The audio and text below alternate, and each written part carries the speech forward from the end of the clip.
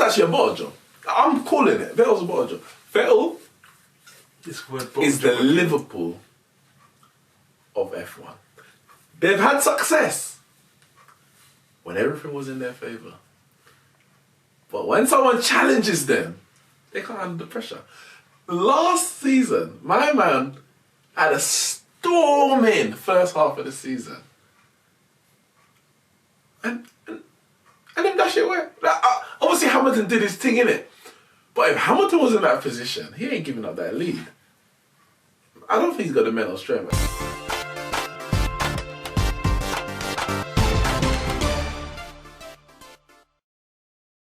We've got the F1 season starting this weekend, isn't it? Sunday will be the race itself.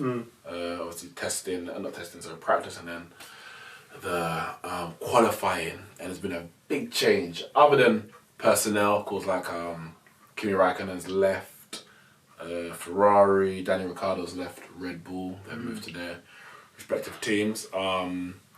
Charles Leclerc is now in at Ferrari. Who came in at Red Bull to replace Daniel Ricciardo? Can't remember now. Of course, Lewis Hamilton is the champion. Five-time champion. Yeah, five-time champion. Looking for, obviously, to... Are you sure it's 5? No, but it sounds right. I mean, it must be 5, man, because what's his name? Schumacher's on 7, and there's one guy, I can't remember the guy's name, who's on who's got 6, if I'm correct. Someone who's got 6. But either way, anyway, him and Mercedes have to go in as favourites for the championships this year. Obviously, testing, they didn't top any of the, and yeah, who's got the second highest? Can't remember his name. But they didn't top any of the testing. But testing is literally just testing. Like, you don't actually know what each team are actually doing in terms of fuel, what they're actually testing. They could be change X, Y, Z. But there has been some regulation changes this year. Wing span size. Help. It's supposed to be helping overtaking. Cars should be that much closer together to make the races, as I say, more exciting. We'll see how exciting they will be. But they've also added this, re-added, because I actually found out that this point system was here 60 years ago. The fastest lap of the race gets 1 point.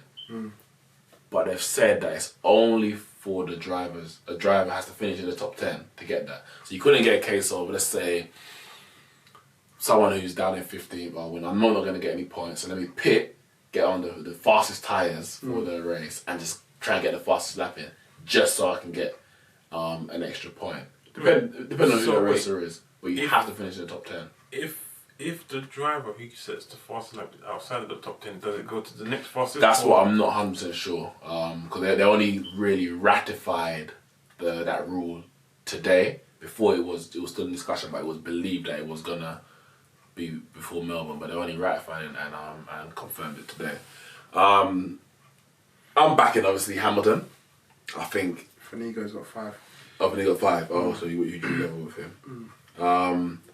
And yeah, I'm backing Hamilton, of course, to win his 6th, which would be how much in a row?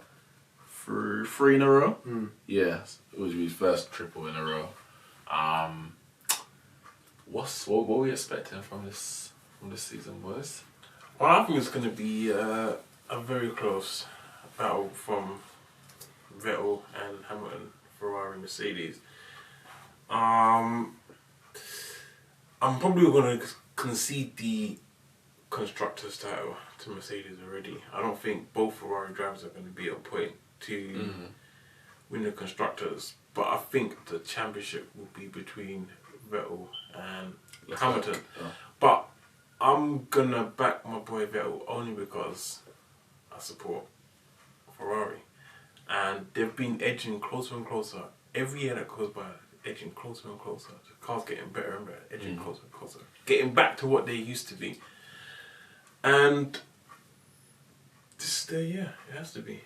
This year has to be. Does it? Does it clear?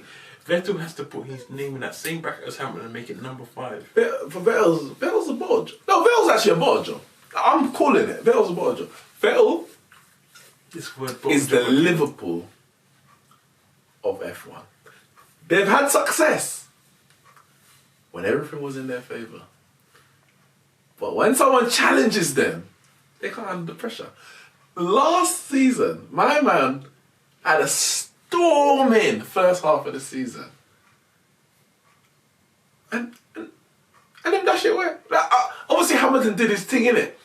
But if Hamilton was in that position, he ain't giving up that lead. I don't think he's got the mental strength. Bro, you always talk about mental strength and, you know, it's all about the mental, like that's 90, you know, I don't know what percentage you give it, maybe 90%. So mental, I don't think Vettel's got the mental capacity to deal with a challenge. Because when he was at Red Bull, there was no challenge. Like, he was the number 1 driver. Webber challenged him. No, but Webber didn't challenge. Webber tried to, and the team did. Actually, I remember Webber was leading, and they told him, no, you have to let him go through. And he was like, damn, man, like, Webber was pissed. Now, granted, there was one season where Alonso pushed him late. But out of 4, 3 of them, comfortable, miles ahead. I don't think he got the mental strength to cope with the challenges. Well, this would be completely, to be honest. I think he's back. But what are you basing this on? Is back. What are you basing this on? I've seen the testing. I've seen the testing. He's back in it. He's back. He's back. He's putting in some good laps. He's coming out. So furious. So Leclerc is finishing second then. If we go by testing. No, Leclerc. Obviously, listen. You got to base the drive. And Mercedes. The driver's got to drive. The driver's got to drive the car, innit? I don't think Leclerc will be on the level to do that. But I think in bringing in Leclerc, they're basically saying, Vettel, do your thing. Like Leclerc will hang it. Well, maybe he won't. That's what Raikkonen. Raikkonen was a dummy. Raikkonen was just there. Raikkonen wasn't good enough. He wasn't a good enough dummy. That's the problem. Like he. But neither was Bottas. Bottas was a joke. No, Bottas was a joke. Better than Raikkonen. But Raikkonen was poor. Bottas was a joke. Nah, Bottas could have won some races. And man bottled this. Yeah, he did. He did. But he was better than Raikkonen. And if you think that's how bad Bottas was, Raikkonen was even worse because he wasn't even up there. He was like barely up there. 1 or 2 races, if that. In that car that he had, he should be doing much better. And I think they're giving Leclerc a chance. I'm not sure. I have no idea what Leclerc's going to do. This is literally a gamble from them. But at the same time, they're letting Vettel do his thing. They're literally basically just saying, listen, all our hope is on you. Well, I'll say it would be very interesting if Leclerc outperforms Vettel in the first couple of races. I know they'll never give him the number 1 spot at this, after 2 races. But it'd just be interesting the dynamics. Leclerc, it's not going to happen, so just get it. Why are you saying that? Vettel's a bottle job, man. Vettel is back. Vettel's a bottle. You'll see. When he wins this Australian Grand Prix, and he wins it by a solid 15 seconds. He probably won it last year. I don't know who won it last year, but I told you, man was clear after 10 races. And he just got real... After they won in Silverstone, big celebrations. Yeah. And what happened? Hamilton going to win in Germany in the next one. Listen, there'll be twists and turns. But listen, what I'm saying is Ferrari are back. Don't sleep on them. Don't think it's going to be... But Hamilton's we're going through this already, innit? We all agree that Hamilton's the greatest driver of all time. This new point scoring system, you think it's going to make any difference? It was barely new. Well, for these races it is. They know this. I mean, like, it's not like a point system. It's the same as last season. No, sorry, I just mean the added point. Do you think it's going to change anything with the I don't know, racing? They said it's going to make. They said they want the last last quarter of the race to improve. That's why they're doing it, so that man will at least try. Not just save the tyres for the next whatever. So we'll see, innit? I think we'll see whether man really care about getting that 1 point or not, because really and truly it's 1 point. Like if you look back at the teams and how much races are won within 1 point, how many races are there across the season? I don't know. I don't know how much they got this year. 20 plus, like 22 maybe. I mean, you're not going to win 20, get the fast lap in 20 races. You might even get one if you're lucky. Chances are it's going to be, Hamilton tends to dominate races times anyway, so you're probably going to get it just naturally as a racer in terms of fastest lap. Now, whether that will change the championship or not, I doubt it. I mean, the better racer will still win overall. So, but yeah, but maybe it may make it exciting. I think maybe for the middle, because if those teams in the middle, say they got gaps in between, so they're in 6th and they got a big gap to 5th and a big gap to 7th, or maybe a bit lower down, they could pit, knowing that they could come out in the same position and try and get the lap, because in those positions, come the end of the championship, there only seems to be a few points between them, because they're only really picking up the scraps at the end of the race.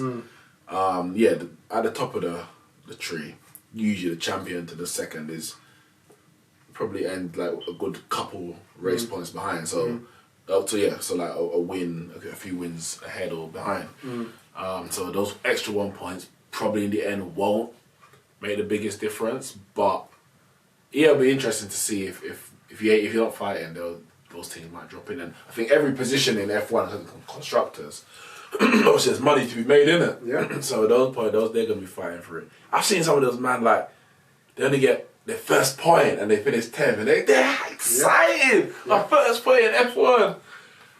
I mean, you don't finish 10th. Or you have to finish in the top 10 anyway, so you would have got a point. But now you get an extra point for that as well, innit? So we'll see. They've always, the thing with F1 is they're always trying to develop things. Always trying to make ways. Well, they will say to improve the sport. For some of them, I don't think it does improve. Make it more exciting. They had a double points one a few years back that came and went quickly. They changed the point scoring system from the 10, 8, 7, 6 to the 25, 18. So we'll see how. I will tell you one thing that could be coming into Formula 1 soon that could ruin it. Well, in my eyes anyway. This, because obviously the new season is starting, but in one of the, and I can't remember which one it is, but like Formula E or something, one of the lower divisions, they're going a whole season with just electric cars, and it's a test, and they're trying to see how it's gonna go and see if they can implement it in the future to Formula 1. So they said that they found a way to get battery lives to last the whole race without them having to like stop and change batteries in the car. So they've managed to get it so that the whole race is just stop and go. Maybe pit for some fresh tyres and that's about it. Pit for some fresh tyres, but they don't have to elongated stop for changing the battery on the car, whatever. So they're gonna do every race in electric. I think it's called Formula E. And they're going to be doing electric cars, and they said that they're talking about bringing it into Formula 1 because obviously, remember when these cars used to be like a lot more louder, and they just dumbed it all down. They went with smaller engines, and they just dumped everything down. They're like, for the environment, and they've said that they're still trying to work on ways to make Formula 1 racing fun, but more friendlier on the environment. And being electric is obviously a big way to go about that, because obviously there's no fumes of the fuel. Well, going to be an exciting season nonetheless. 21 races, starts all on Sunday in Australia, Melbourne, the first race. Have you guys seen the qualifying is going to be exciting. The Red Bull driver was Pierre Gasly. He's joined Max Verstappen from. He was at Toro Rosso, wasn't he? Yeah. Yeah. So. What documentary? The Formula 1 Drive to Survive. It's on Netflix. Oh, okay. It's like the Man City documentary behind the scenes of each race. Yeah. Oh, it's on Netflix. Yeah, it's on Netflix. Just come out. Might watch that later. Yeah, check that. I've seen the first one. It's quite good. Just like inside, they started with like Red Bull and Daniel Ricciardo talking about their expectations for the season.